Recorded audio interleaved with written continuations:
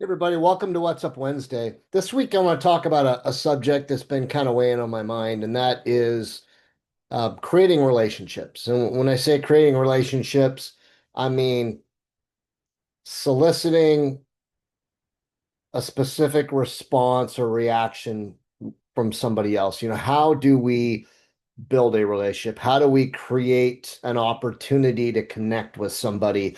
And I think so often, especially today, people, at least the people I talk to, have a tendency to feel like people aren't as friendly. Maybe people are holed up a little bit more.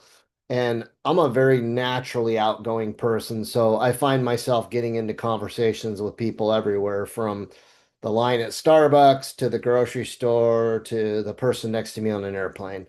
And what I've found over time is that if you engage with somebody in a specific manner, they're very likely to engage back. Now, I would say the majority of people probably aren't naturally gregarious or outgoing. A lot of people are more introverted or reserved. And, this is all stereotyping, but when you look around, people tend to kind of keep to themselves. And sometimes you'll even run into somebody who maybe seems upset, frustrated, impatient, maybe just overall in a bad mood. And it's amazing how all it takes sometimes is a, hey, good morning, how's your day going? And I know I've touched on this a little bit in the past, but I think that we really do reap what we sow.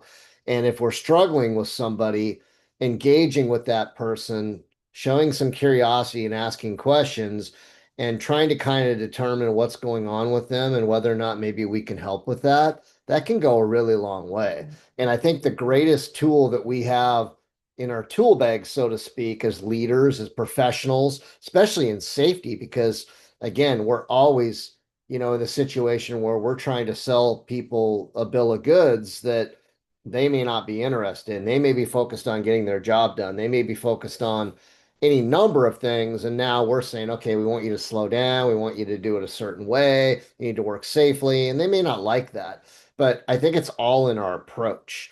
And just in general, building relationships with people, I think it comes down with our approach and our attempt to engage in those people to learn some things about it. And I know just yesterday, I was able to go spend some time with a buddy, and I took my son along and we fished on the Columbia River. And it was amazing sitting back watching my friend, who is a pretty dynamic individual, Red, if you're out there. And he engaged with my 21, almost 22-year-old son, asked him questions, showed curiosity, created a discussion with Peyton and connected with him. And I thought that was super cool because he didn't need to do that, right? But, ultimately, I think that it again is one of the greatest tools that we have is to engage people. And when I go out to a facility or a project site and I see a super dynamic culture where everybody seems connected, engaged, and they're collaborating.